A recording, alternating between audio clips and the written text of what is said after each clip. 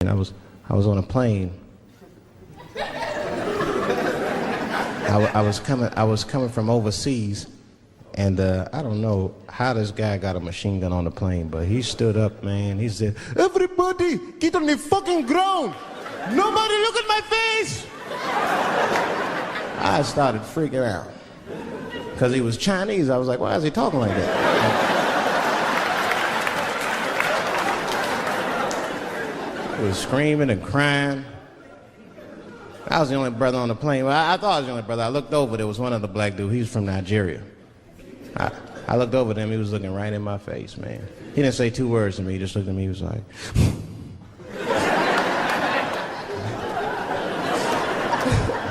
He didn't need to talk, I knew just what he was talking about. I looked right back at him, I was like...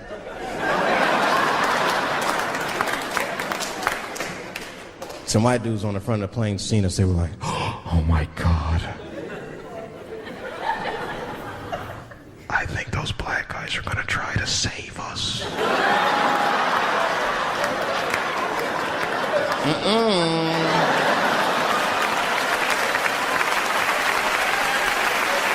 We were just communicating that we understood the situation. We were both seeing the same thing. What we understood was simple. Terrorists don't take black hostages. That's the truth. I have yet to see one of us on the news reading a hostage letter and shit. They is treating us good. We all chilling and shit. I'd like to give a shout out to Ray Ray and Big Steve and send some Newport.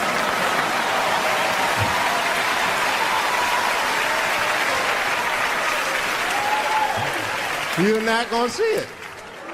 And terrorists are smart. They know what they're doing there, you know. They terrorists. They know it's black people's bad bargaining chips.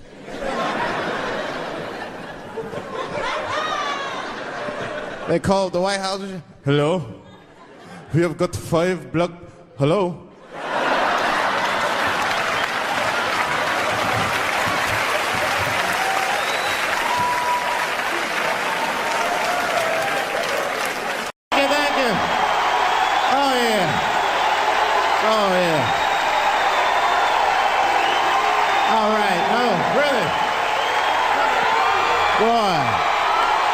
That'll make it good to come home, boy, I swear.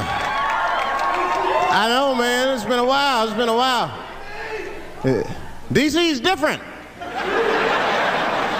I've been gone, man. It took me years to be able to do this show, boy. DC has changed. It's different now.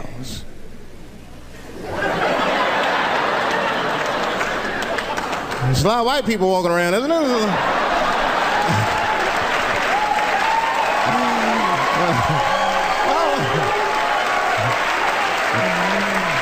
I mean, I left D.C. in the 80s. It was not like this in the 80s when crack was going on. Remember when crack was going on? White people be looking at D.C. from Virginia with binoculars and shit. Well, that looks dangerous. Not yet. New white people. You can't scare these white people. I tried. Roll up on them. Boo! The hell is wrong with you?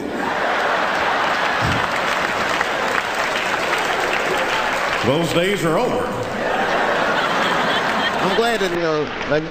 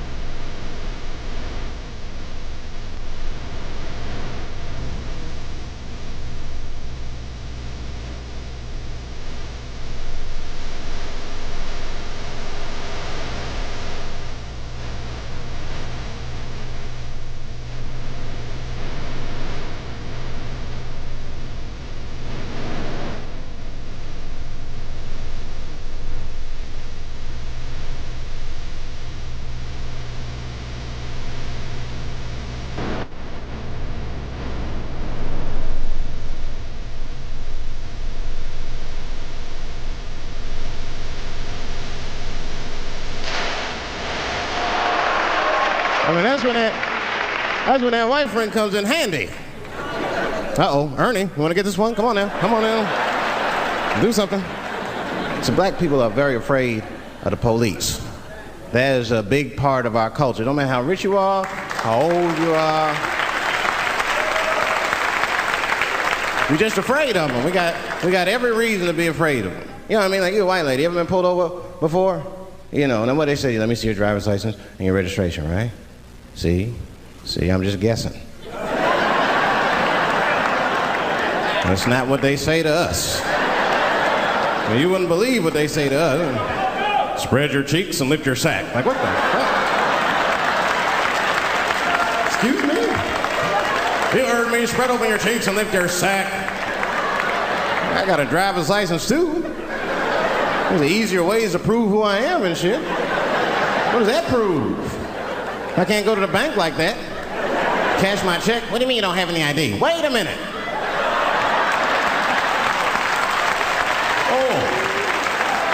Oh, I'm sorry, Mr. Chappelle. Right this way. Why didn't you spread your cheeks in the beginning? Scared of them. I'm serious, man. You ever be at a red light, the police might pull up next to you. It won't be no big deal for you, but you know, well, I'll fucking fall apart. Oh, nigga. Oh, don't look over there, nigga. But I didn't always know that was a black thing. It took me a while to figure that out. I learned that shit in New York. I was in New York City. Now, I was hanging out with a friend of mine. He's a white guy, you know. We were just hanging out. And we were lost in the city. We were smoking a joint. Now, I don't know if it was a coincidence that we were lost and high and shit, but... my white buddy, he was smoking a joint. Dave, it's the goddamn cops.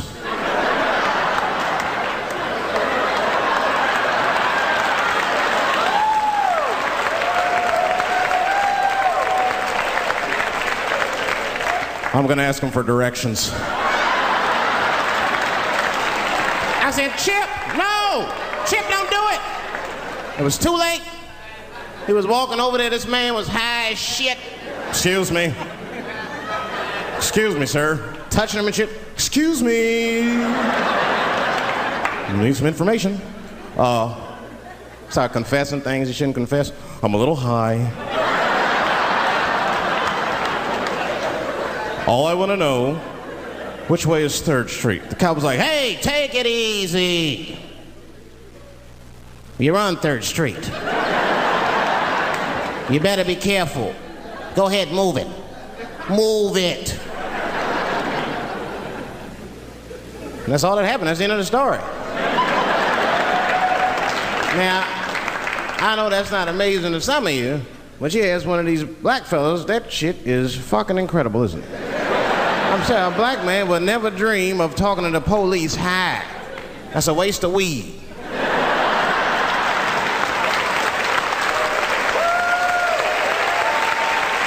Serious.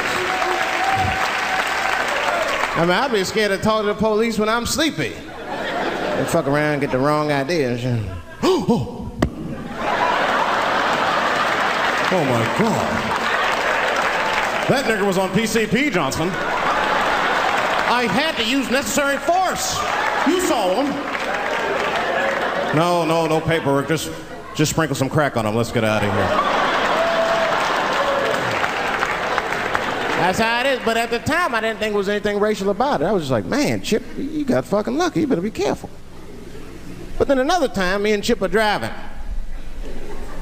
Now, I'm not driving. Chip is driving, and he's driving a little crazy. He's been drinking. Now, I don't like to let my friends drive drunk, but, you know, I was smoking a joint. I couldn't really say shit to the guy.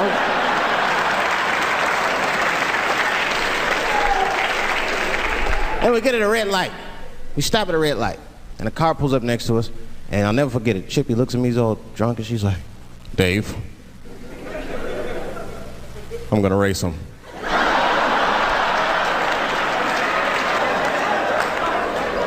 I knew it was a bad idea, but I was high. I tried to explain to him it was a bad idea, but all that came out was, well, nigga, sometimes you got race, I don't know.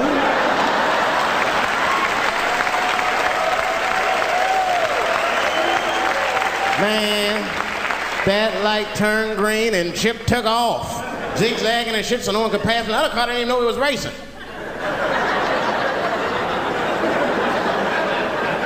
Then the police seen us and pulled us over. Now you understand, I'm scared as shit. I mean, come on, the car smells like weed. I've been speeding, this man is fucking drunk. I was scared. Chip was not scared at all. It was weird, he didn't even turn his radio down. Isn't that weird a little bit? I mean, if you get pulled over, wouldn't you turn your radio down? Nobody want to get their ass beat to a soundtrack and shit. You know what I'm saying? Chip had the music blasting, we're not gonna take it.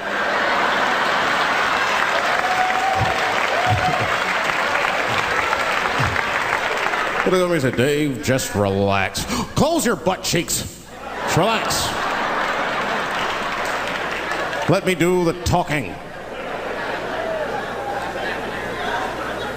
You wanna know what he said? This is almost exactly what he said. I couldn't believe it. He says, oh. Sorry, officer, I didn't know I couldn't do that. I was fucking shocked. The cop said, well, now you know. Just get out of here. Just get the fuck out of here. Chip said, okay, I will, sir. Thank you.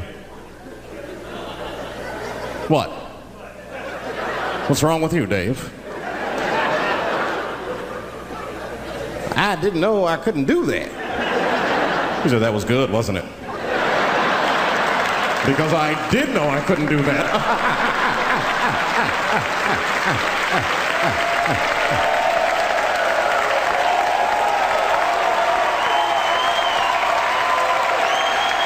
I was shocked. I wasn't shocked at the audacity of it. I was just shocked because I would have never thought to say that.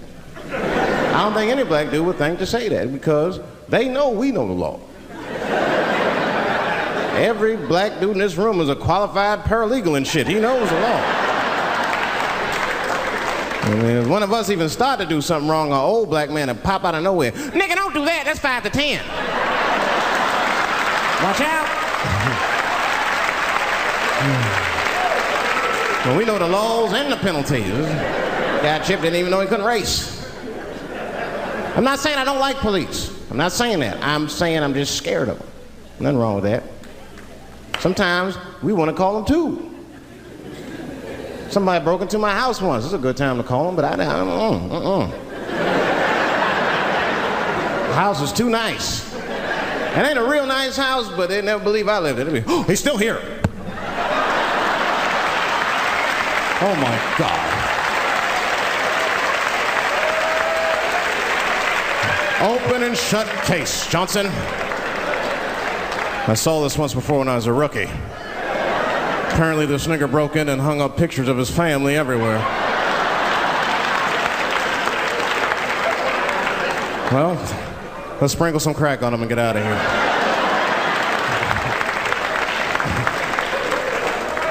Oh, you know, that's that whole brutality thing. See, that's common knowledge now. There was a time when only minorities really knew about that. I'm not gonna say white people didn't believe us, but you were a little skeptical. You were a little skeptical. I mean, I don't blame you. And then Newsweek printed it, he knew it was the truth. And then the Newsweek white people were like, oh my God.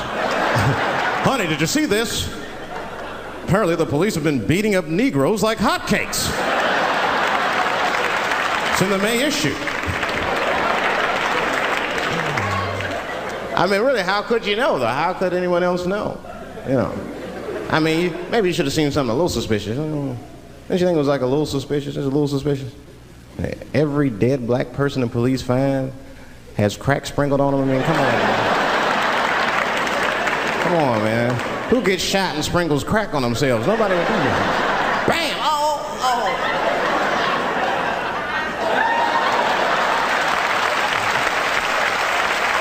I don't want to leave no mysteries.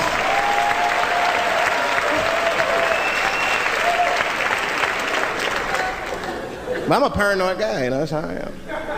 I'd be scared to call 911 for anything, even if it's like a fire or anything, because they tape those phone calls. I see the shows, they tape them, and then they play them on television. That's fucked up. Now, I'll say anything if I'm scared. That shit is private, you know what I mean? What if I get killed? They start playing that 911 tape on the news, I'm dead, I can't explain myself to my buddies and shit. We watching the news. We have Reg Chapman on the scene. Reg, what's going on out there? It always takes a guy on the scene a minute. Hi, Bob. Hi, yes. We just got hold of a copy of Dave Chappelle's Frantic. 911 emergency call. Remember, viewers, some of this language is disturbing.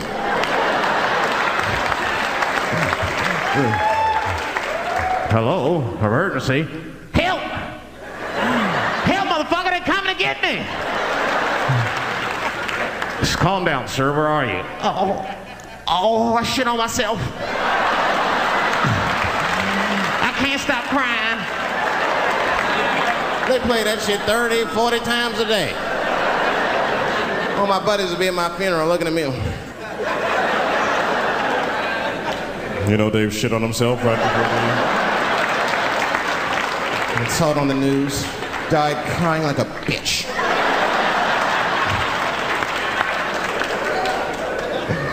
I'll be dead. I can't defend myself. That's not a nice thing to do. That's not a nice thing to do. I mean, it's a 911 tape. How do they expect you to sound? Of course you're going to be scared. It's an emergency. There's nobody calls 911 cool and relaxed. That shit would sound ridiculous. Hello, emergency.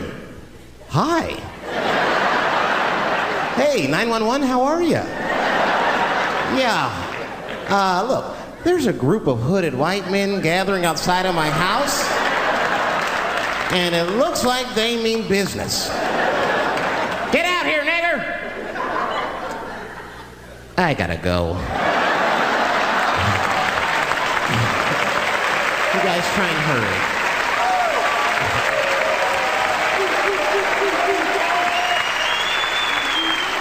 Too much pressure. That's my problem. I can't handle pressure. Sometimes pressure make me talk different. I'm serious. You ever have like that social pressure? You ever talk to somebody who's fake and they make you fake? Like that kind of deal, like, hey, how you doing? You're like, fine, how are you? And you're like, I don't even talk like that. I get sick of that shit. I do. It just makes me sick. Sometimes I'll talk crazy just to make myself feel better. You ever do that? Just start talking like crazy. Like, you ever hear this voice? Man. That's how bad guys used to talk in the 40s. In the old days. See, I talk like that. Not all the time, but if somebody put the pressure on me, fuck it, I gotta cut loose. Like the police pull me over, I'll talk crazy. Son. Do you know why we pulled you over? Nah, because I'm black, see? That's right. Nah. I do it. It's not illegal to talk like that. How do they know I don't talk like that every day? Stop talking like that. Stop talking like white copper. Nah. That's how I talk, see?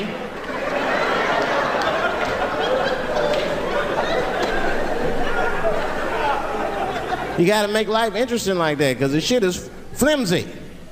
Life is flimsy. You think you're gonna live forever, you ain't not gonna live forever. It's dangerous out here. We know what's going on. I travel now, you know. I used to think DC had the roughest ghettos in the country. Nah, nigga, I have seen some shit now. Oh, there's some rough areas outside of DC. Yeah, everybody should go to the ghetto. I was taken to the ghetto one time. That's the worst. When you get taken and you're not expecting to go. You know, usually you want to know when you go in the ghetto, like, I'm going to see some wild shit. I got to prepare myself. I'm going to see something crazy. When you're taken, it's different. I had a limousine driver. It was after a show. It was late at night. It was like 3 in the morning. I had a limousine driver. He was a nice guy talking to me and shit. Oh, hey, where you from, dog? DC? Word? That's a rough city, man. And his cell phone started ringing. Hold on 1 second. Hello? Oh, what's up, nigga? What? What the fuck? Slow down. What the fuck? No! No! No! Fuck that, nigga. Fuck it. I'm on my way.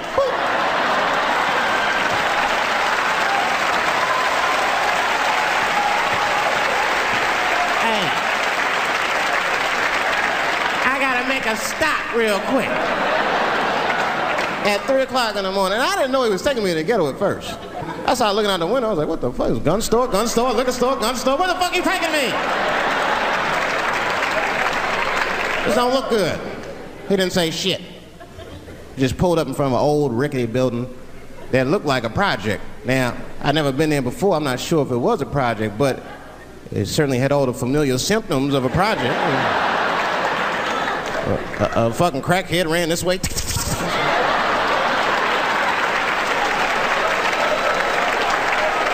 And then another one jumped out of a tree and shit.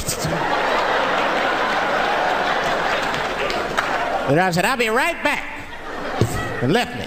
Took the keys with him and just left me. At 3 o'clock in the morning, in front of a project, in a fucking limousine.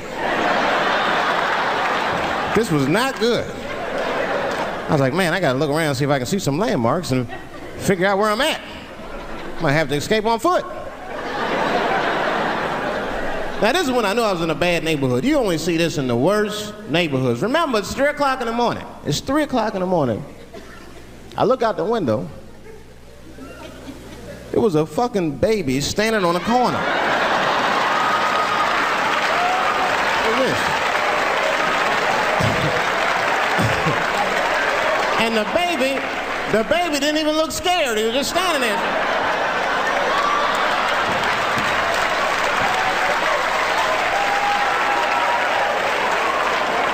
I mean, it made me sad. It made me sad, really. You know what I mean? Because I wanted to help the baby. I was like, I don't trust you either. I'm sorry. Click. Click. The old baby on the corner trick, eh? I'm not gonna fall for that shit. Where's this limousine driver? You know, I start feeling bad. As time goes by, I start feeling worse. Like, man, what is wrong with me? What the hell's wrong? I'm scared of a baby. And this baby could be in trouble. He might need my help. I gotta do something. But I wasn't gonna get out the car. I'm serious, man. I just cracked the window a little bit. There's an old limousine. I can roll it down.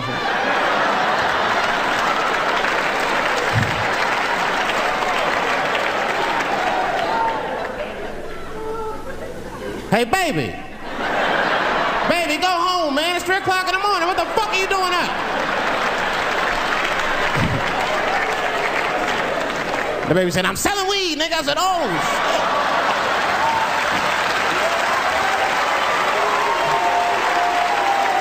I wasn't expecting that. I'm serious. I had to buy 2 bags from the coma. Let me get 2 cones. Got back in the car and rolled me a joint, man. So, that shit was scary, man. Every once in a while, like a crackhead would come up to the car and look in the window. It was like Jurassic Park and shit. He'd be looking on the car. Hey, get out of here, cracky. That baby was still standing there, man. Then I started feeling bad again. Yeah, weed make you feel guilty sometimes, you know. Man, what is wrong with me, man? I have just bought weed from an infant. I can't condone this kind of behavior. What am I thinking? I can't let the fear ruin my morals. Gotta do something.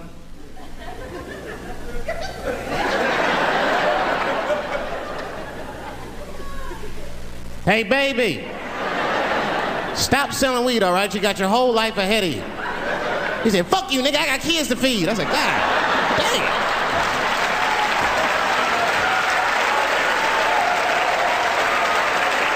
Sam. And just at that very moment, one of the crackheads was running across the street and got hit by a car. I know it was a hit and run. The police did it. That's all right. They sprinkled some crack on him and got back up.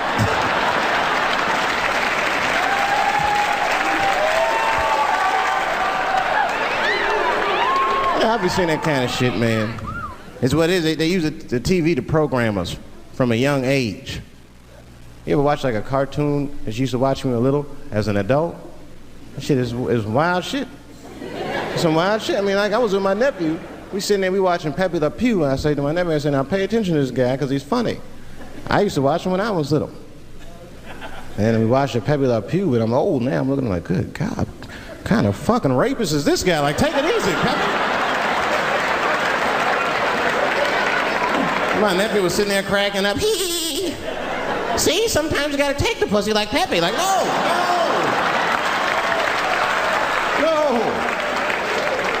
I had to turn the channel real quick. I turned on Sesame Street. I said, oh, Sesame Street. This is much better because now he'll learn how to count and spell. But now I'm watching it as an adult and I realize Sesame Street teaches kids other things. It teaches kids how to judge people and label people. That's right. They got a character on there named Oscar. They treat this guy like shit the entire show. They judge him right in his face. Oscar, you are so mean. Isn't it, kids? Yeah, Oscar. You're a grouch. It's like, bitch, I live in a fucking trash can. I'm the poorest motherfucker on Sesame Street. Nobody's helping me. Then you wonder why your kids grow up and step over homeless people. Get it together, grouch. Get a job, grouch. So don't even tell me how to get to Sesame Street. That is a terrible place. I wouldn't go there if I knew the way. Who would want to live in a neighborhood like that? Fucking 6-foot pigeons walking around. And an elephant that's a junkie. Hi, bird. Yeah, that's right, Snuffy. Hi, bird, I'm sick. I need some smack, bird. The Cookie Monster with his eyes popping out his head, cookie, cookie, cookie, like, ugh. What kind of cookies are you talking about? Chocolate chips don't do that to people. And then they had the nerve to put a pimp on there. They didn't come out and say he's a pimp, but I know a pimp when I see one. They called him the Count. Had a cape and everything. You could just see him pimping. Bitch, where is my money? You've been late 4 times, I've been counting.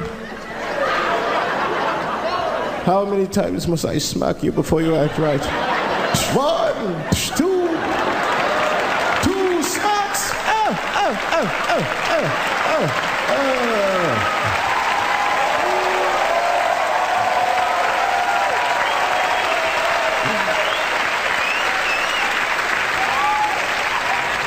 That's the thing, there's so much stuff to worry about. You know, the more you know, the more you don't know and shit.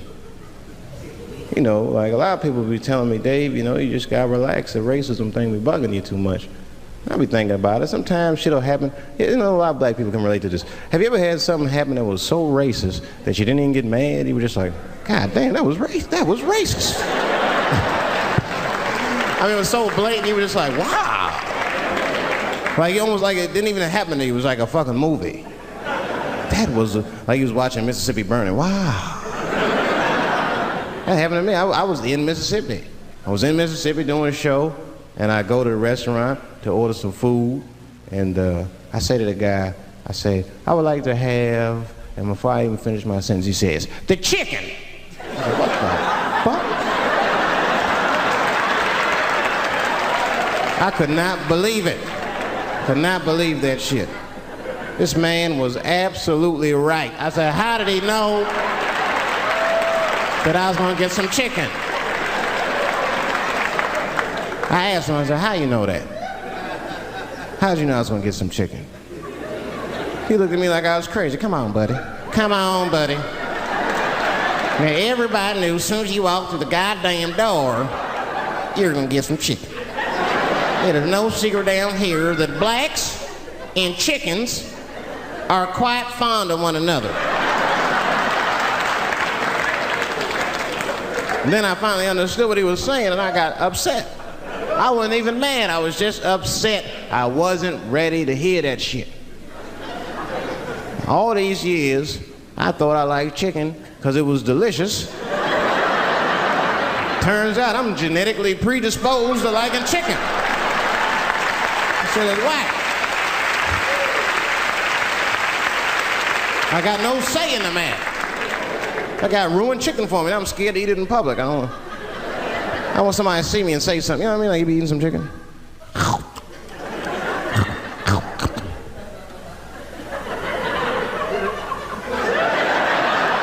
Look at him. He loves it. Just like it said in the encyclopedia. Look how happy he looks.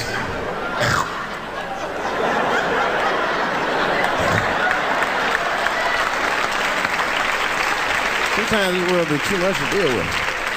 That show business be crazy. That's where the cultures really collide. Show business bring a lot of races together. Sometimes it works, sometimes it don't. This is one thing that happens that's funny. You know, sometimes I'll be on a business call, right? You know, like with a lawyer or something. You know, my lawyers be white, and like we'll be on a call, right? And they'll be like, "Oh, okay, Dave, we're gonna close the deal. Is that fine with you?" I'll be like, "Yeah, that's good for me." Great. You have a good weekend, Dave. I'll be like, "All right, you too, man. Peace." Oh, all right, bye-bye.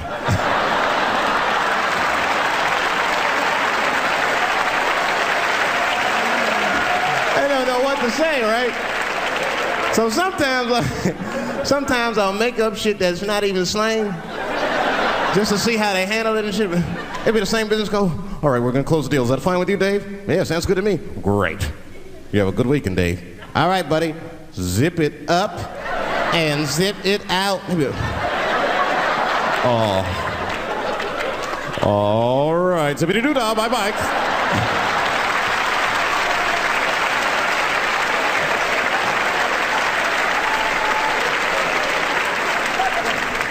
Sometimes, you know, racism works out in black people's favor. Yeah, it doesn't happen often. It happens very rarely, but when it happens, it is fucking sweet.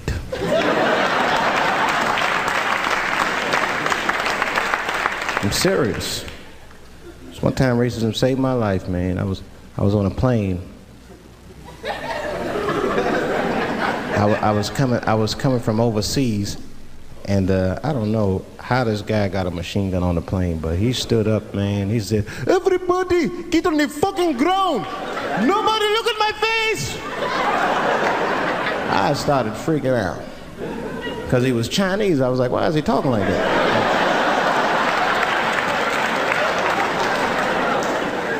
He was screaming and crying. I was the only brother on the plane. Well, I thought I was the only brother. I looked over, there was one other black dude. He was from Nigeria. I looked over at him, he was looking right in my face, man. He didn't say two words to me, he just looked at me, he was like...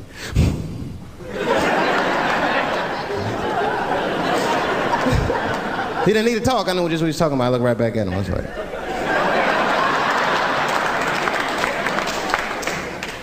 Some white dudes on the front of the plane seen us, they were like, "Oh my God. I think those black guys are gonna try to save us."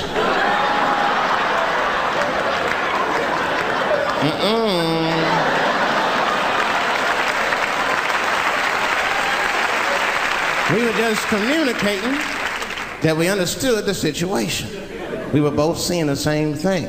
What we understood was simple. Terrorists don't take black hostages. That's the truth. I have yet to see one of us on the news reading a hostage letter and shit. They is treating us good. We all chilling and shit. I'd like to give a shout out to Ray Ray and Big Steve and send some Newport.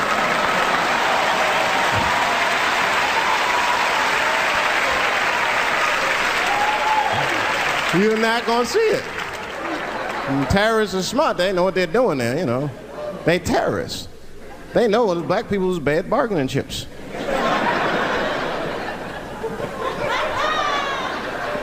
They called the White House and said, "Hello? We have got 5 black... Hello?"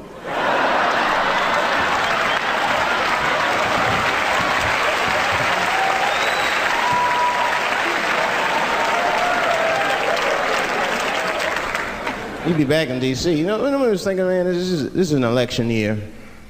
I'm gonna ask you, you're a white guy, do you know who you're voting for yet? Don't know, do you? Now you see that? You see what just happened here? Let me tell you something, that is a cultural thing. He knows who he's gonna vote for, he's just not gonna tell me. See, I've noticed that. That is a cultural thing.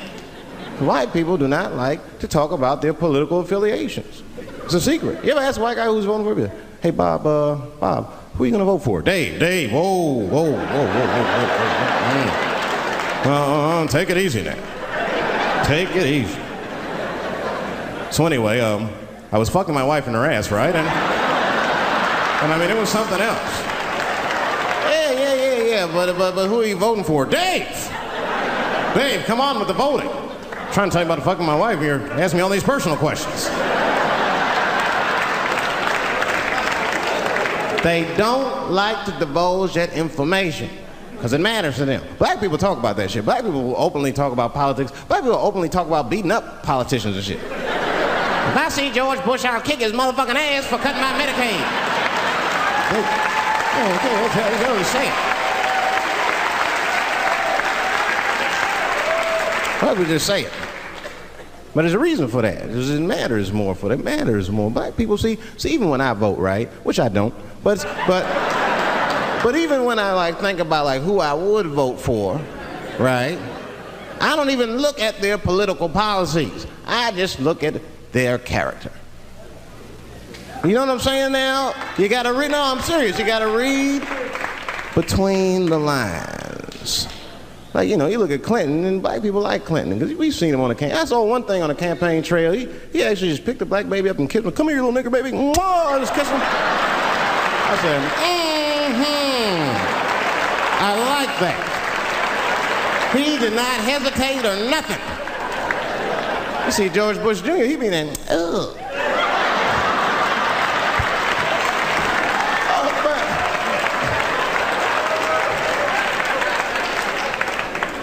Like, see, I'd never vote for George Bush Jr., but I don't know George Bush Jr.'s politics.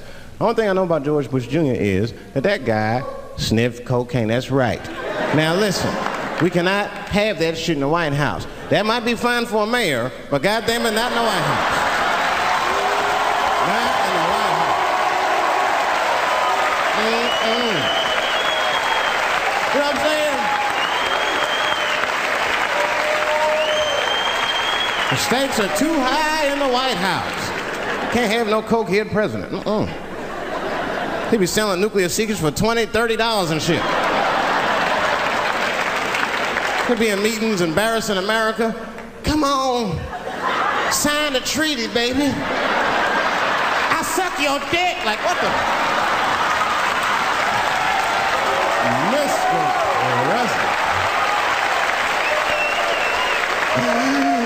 Mr. President, that is not how we do business here, sir. Stop sucking the ambassador's dick. No, let him finish.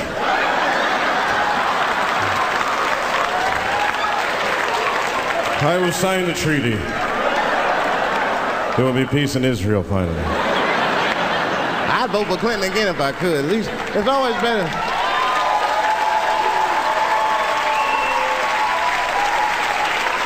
Now again, I'm not looking at his politics.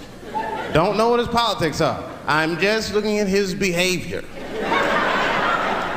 I understand that kind of behavior. I know a lot of dudes with them shortcomings. Weed smoking fornicators, there's a lot of them. I mean, come on now, let's be honest. Let's be honest. Bill Clinton was not the first president to do what he did. Now let's think back for a minute. Remember a guy named Kennedy, John F. Kennedy? Remember him? He fucked Marilyn Monroe.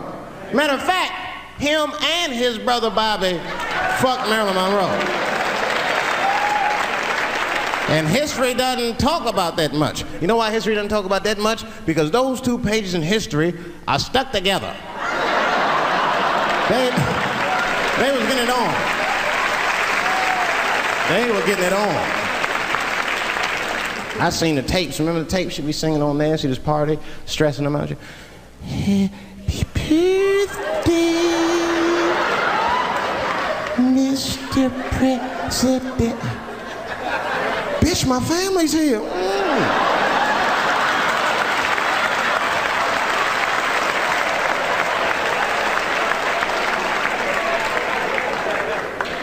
Clinton did the same thing, but he didn't do it like that. Because it's the year 2000, he's busier than Kennedy was. He was a busy man. Clinton did that kind of thing the way busy men do it. You know what busy men do? They fuck who's close to them. I can tell that's what Clinton was up to. It looked like he just stuck his head out the office door and shit. Oh boy. You, come here. I made my penis suck for my 3:30, come on. Oh boy. He's probably looking at Kennedy's picture and shit. Oh.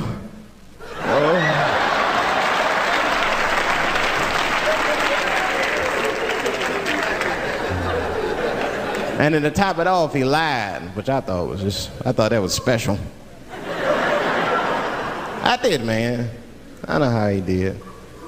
I've been accused of having sex with a girl I did not have sex with before, and let me tell you something, that shit is infuriating. You ever go through that, you know, it'll make you crazy. You be screaming at your best friends, I didn't touch that bitch, nigga, I'll kill you. Fuck you, nigga, I'll kill you. Please believe me. Please believe me.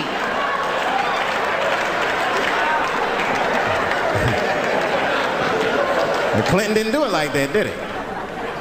And Clinton came out of the press conference all relaxed, his shoulders all relaxed and all this trouble. It looked like he just got done fucking or something. Listen, let me tell you something, America. I don't think you heard me the first time. I did not have sexual relations with that woman, Miss Lewinsky.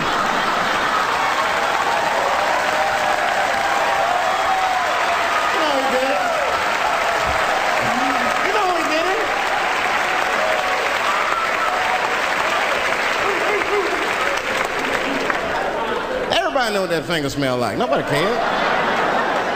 Nobody cared. We all watched. We was disgusted, but we kept watching the news. I know I did. I was taping it.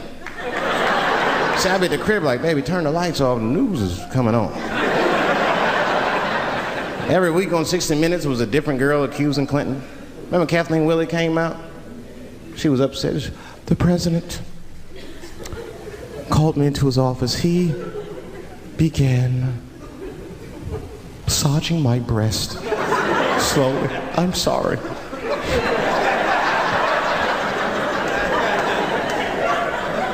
And then he placed my hand on his genitals.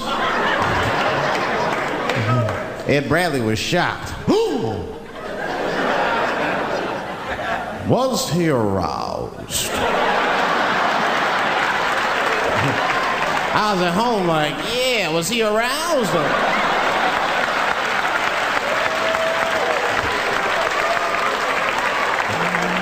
And then Ed Bradley looked right in the camera. He said, don't bust that nut yet. We'll be right back.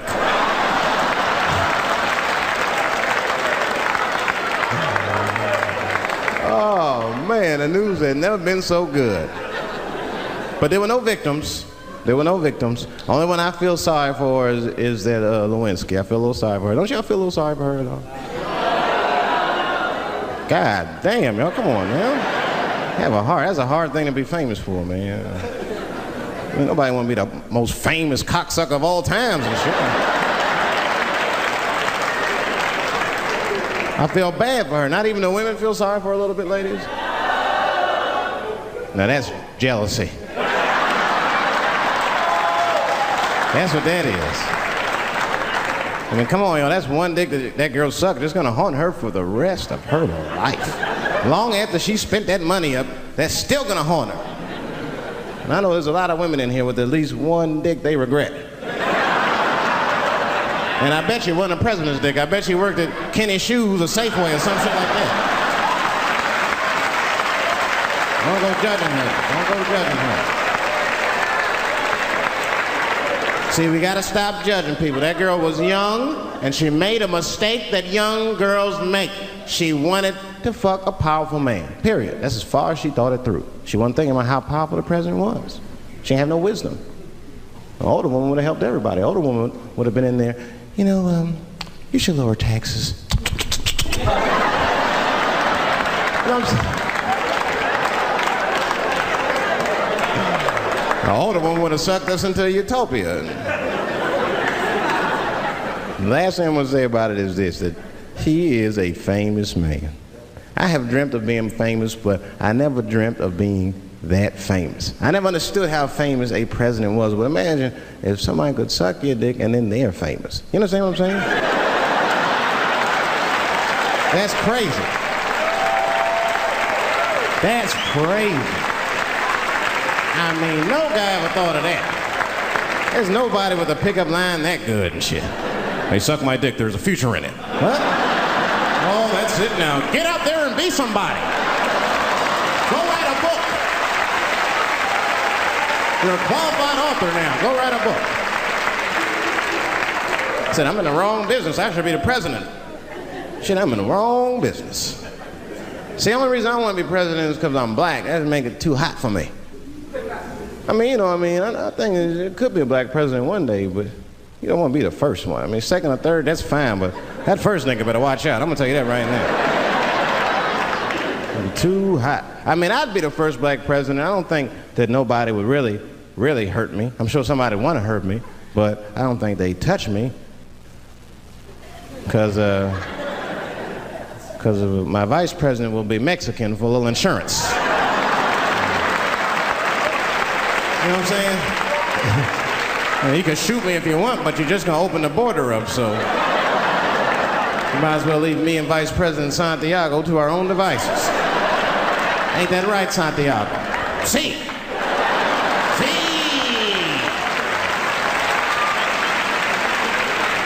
Elian can stay. Don't worry, I don't got no Elian jokes. All I'll say about Elian is thank God he's Cuban. Because if he was Haitian, you'd have never heard about his ass.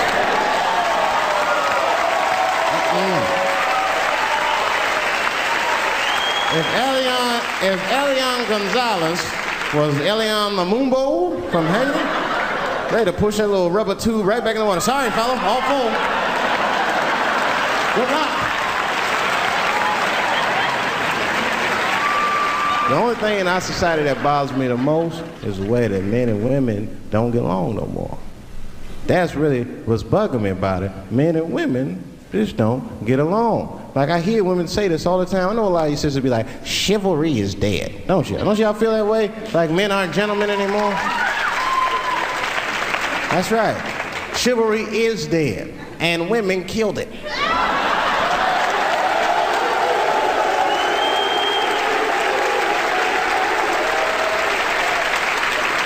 There's a fundamental difference in the way we're going to see things. We're not going to see eye to eye on this issue.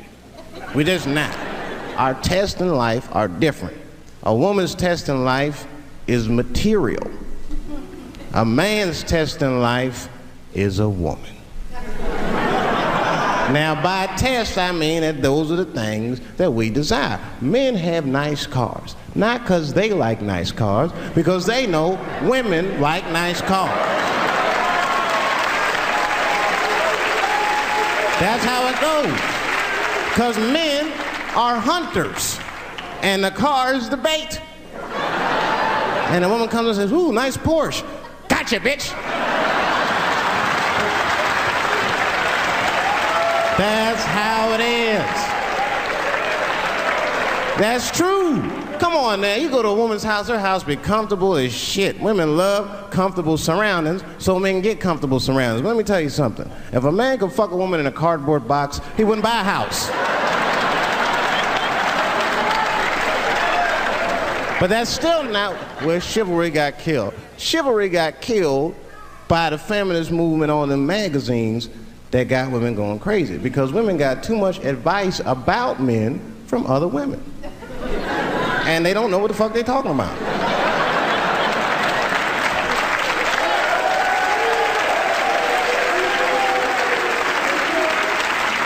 It's true.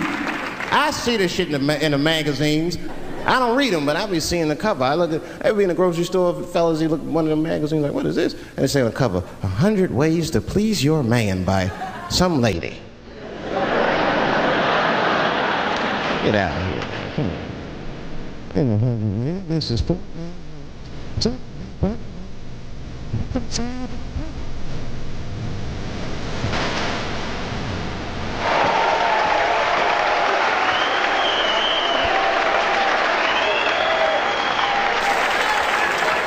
And then the magazines trick the women. The magazines start picking at your self-esteem. Every page you turn, you start feeling fatter and uglier, and you feel like your clothes aren't good enough. And the magazines have you forgetting how fucking beautiful you are. And that's what happens. Now look what happens.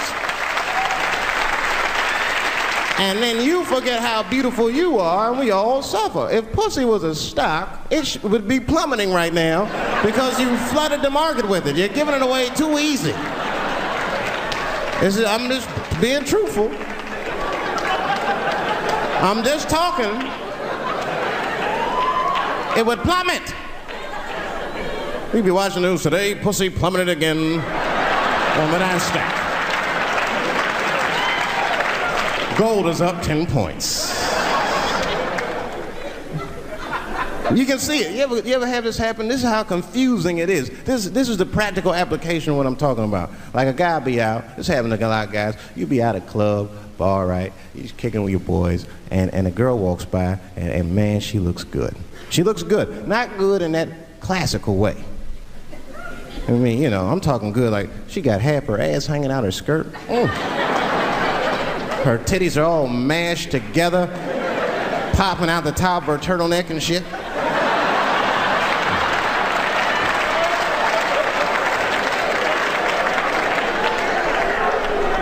And you with your buddies, right? You with your buddies, you got a couple drinks in you, and you see a girl, you might try to talk to her, this might not come out right. I don't know what you say, but damn, look at them titties! The girl gets mad and she, wait a minute. Just because I'm dressed this way does not make me a whore. Which is true. Gentlemen, that is true. Just because they dress a certain way doesn't mean they are a certain way. Don't ever forget it. But ladies, you must understand that that is fucking confusing. Just is. Now that would be like me, Dave Chappelle the comedian, walking around the streets in a cop uniform. Somebody might run up on me. Oh, thank God. Officer, help us. Come on, they're over here. Help us. I'm like, oh, just because I'm dressed this way does not make me a police officer. You understand what I'm saying? It's like, all right, lady, fine. You are not a whore. But you are wearing a whore's uniform, I'll tell you that shit right now. Little misunderstandings can happen. And then men, we misunderstand women a lot. You know, we always undermine their feelings. You can't do that to them. You can't, because see, feelings are, you see how they clapping? Feelings are very important to women. They are all important to women. I'm just learning this shit. Everything's based on how they feel. You can hear when they tell stories. You ever hear a man tell a story, it'd be just facts. Who, what, when, where, why. It was me and Bob, we was at Safeway. Then that nigga Bob said this, then I punched that nigga, and then I broke out. That's the story.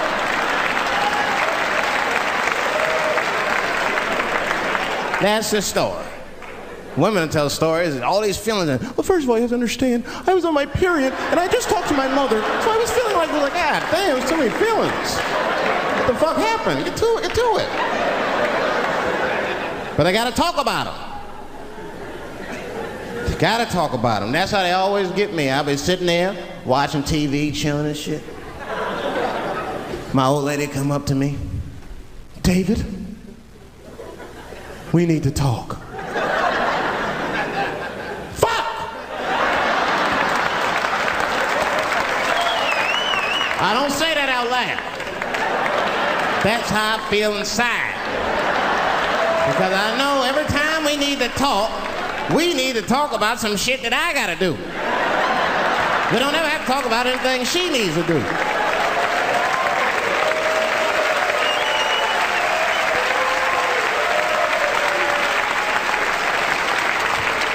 She leaves me defenseless. I have to do what I have to do. David, we need to talk. Nah. Don't do that to me, David. This is serious. Stop talking in that voice. No, see. I gotta do this, see. Ah, see.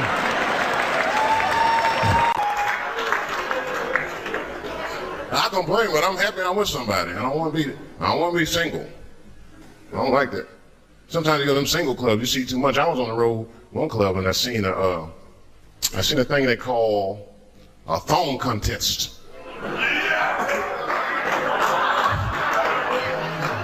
Yeah, I seen a thong contest. Yeah, it's some scandalous shit, all right. I couldn't get over that, man. Because the DJ, I was dancing with a girl. The DJ said, everybody that wants to be in a thong contest, please report to the DJ booth. I was like, excuse me. They put on that song, so let me see some thong. Them girls was going off. Some of them pulled their pants down, some of them pulled their skirts up, all of them just shaking their butt. Some of them didn't have underwear on, they was just fucking shaking their butt. I mean, really, I was fucking disgusted, but I couldn't turn away.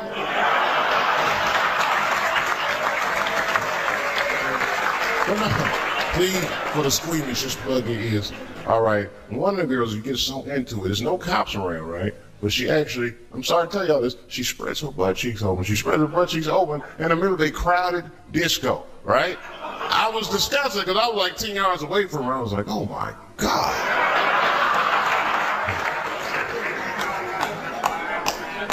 Is that her birth canal? Oh, it gets worse. Good God Almighty, is that a baby? I know that's gross, it's gross, because it was a baby. It was the same baby from the project. She's like, I snuck in the club, nigga. I got that weed if you need me. Just pat on half, and I'll come out. You guys, thank you very much. The second time I met O.J. Simpson.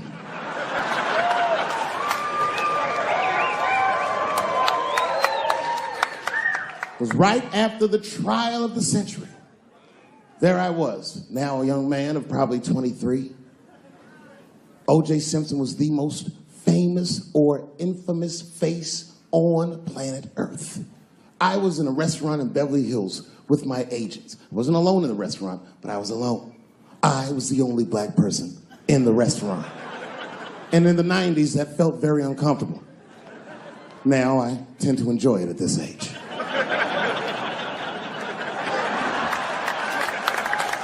I was having dinner with my agents, celebrating a deal that they told me was lucrative, but I later learned fucking sucked. And suddenly, a group of women walked by. Every race was in that group. Black, white, Asian, Latina, white, and white again. They were all gorgeous. I watched them walk by. Then, I saw a familiar face. Al Collins, the man from the infamous Bronco check, towards the door. Couldn't believe what I saw. And then, close behind him, was O.J. Simpson, newly released from jail. The restaurant fell still. I was shocked. I didn't mean to say it out loud, but it just came out. O.J. He stopped, turned around to see who said it, saw my black face, and correctly assumed it was me.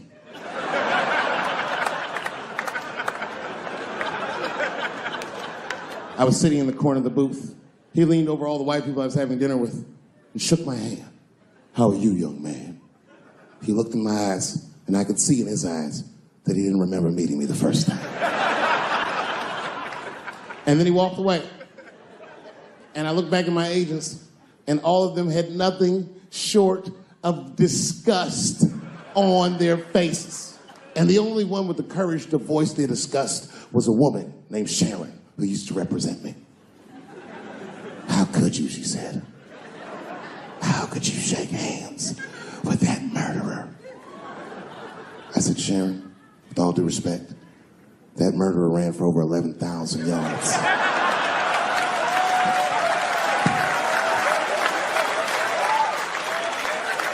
And the glove didn't fit. Glove didn't fit. Get over yourself.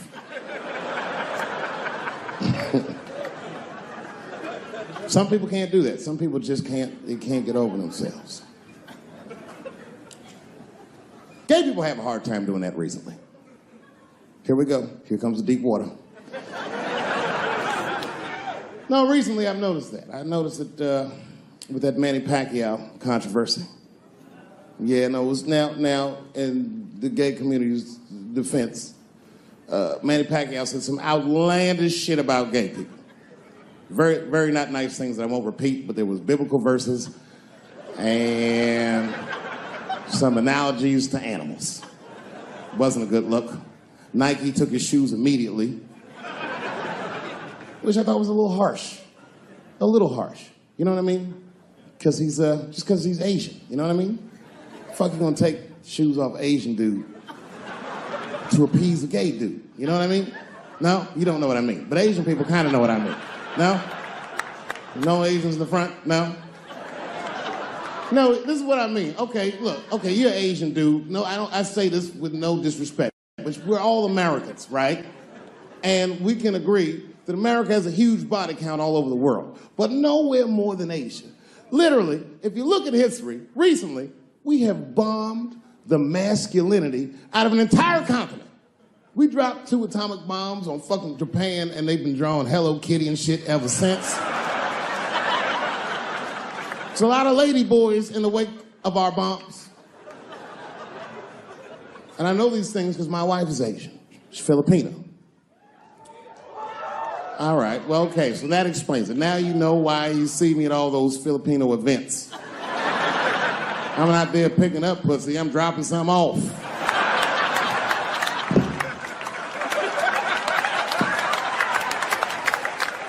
I take my wife to all that shit. I took my wife to see Pacquiao fight Mayweather. We sat ringside, okay? That was a quiet car ride home. That's what that was.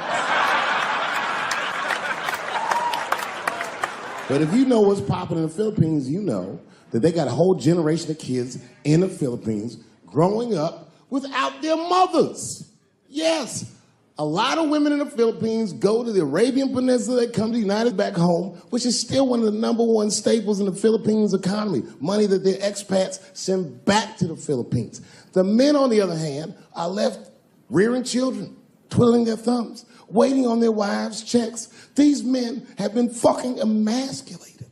And then suddenly, a boxer rises from amongst them and reinstates their manhood with his motherfucking fist. This is not the guy you're supposed to ask, what do you think of homosexuals?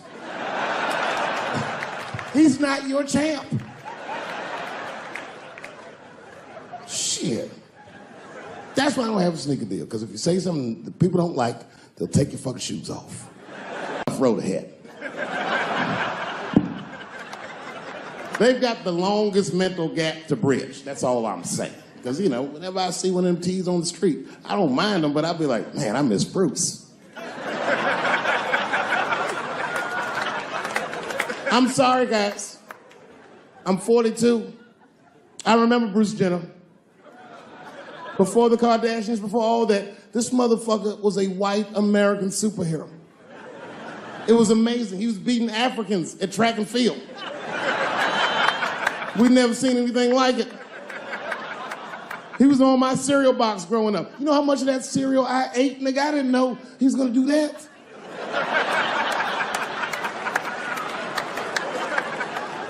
I knew before you guys knew.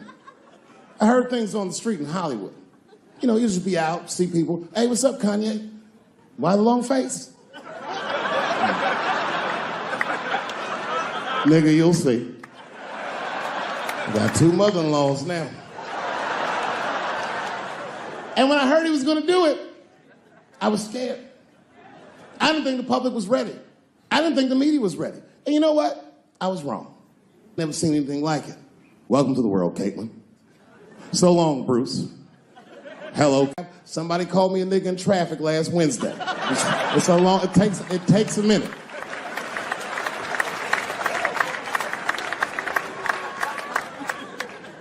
My wife's friend, Stuart, told me that. My wife has a lot of gay friends. Stuart's their leader.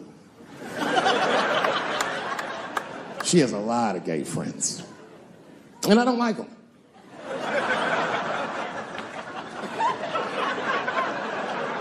Not because they're gay, I'm just judging them on the merits of their character. They're just not nice dudes. They're fucking rude house guests. They're sitting on my couch, giggling with my wife, eating my motherfucking macaroons. And I come in, they act like the party's over. Hey, Stuart, what's going on? This guy talks to me the way a cat would speak if a cat could talk. Hi, David.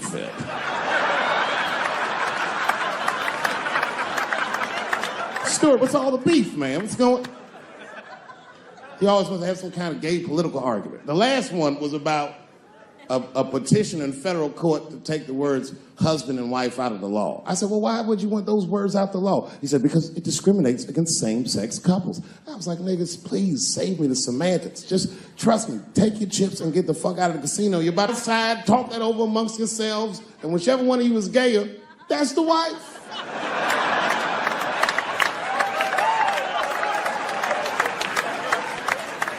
No, Stuart didn't like that. Stuart educates me about this movement, you know what I mean? I didn't even know shit about it. He told me it's called LBGTQ. I was like, what the fuck is the Q? Does that even make sense, Q? Turns out Q is like the vowels. That shit is sometimes Y. It's for gay dudes that don't really know they're gay. You know what I mean? Like prison fags who are like, well, I'm not gay, nigga. I'm just sucking these dicks to pass the time. I'm not G, I'm Q. Ugh.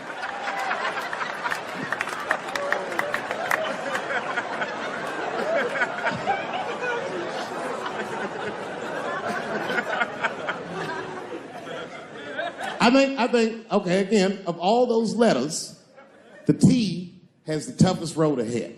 In fact, I think the T should stand for tough. If Martin Luther King had a sneaker deal, we'd still be on the back of the bus. They always true, the Nike exec come up, hi, Martin, we need you to tone down the talk of civil rights and blacks being humans. It's upsetting our southern distributors. But I don't understand. I thought that's why I had a sneaker deal in the first place. Not quite. Really, it's a walking shoe, and we like the marching, but try to understand. Fuck that shit. You know, I get it, though. I understand why gay people are mad, and I empathize. You know what? I'm just telling you, this is a black dude. I support your movement, but if you want to take some advice from a Negro, pace yourself. These things take a while. Just because they passed the law doesn't mean they're going to like you. Brown versus Board of Education was in 1955. I was shocked. Is this happening? Wait a minute. Is this a time in American history when an American can make a decision for themselves, and even though other Americans don't understand it, they'll support it and let this person live a happy life? Is this what's happening? If it is, then good for America. That's Dave Chappelle, the American. Although Dave Chappelle, the black American, he was a little jealous. I was like, how the fuck are transgender people beating black people in the discrimination Olympics? If the police shot half as many transgenders as they did niggas last year, it'd be a fucking war in LA. I know black dudes in Brooklyn, hard street motherfuckers that wear high heels just to feel safe.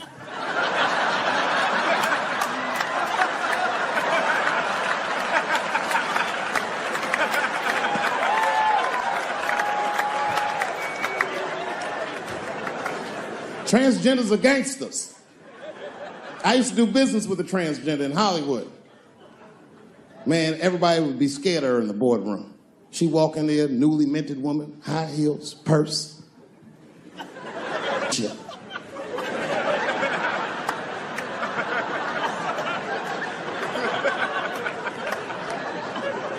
And then she walked to the head of the conference table, stare at us all, reach in the purse, and pull her old dick out and throw it on the table. Let's talk business, gentlemen. Ah!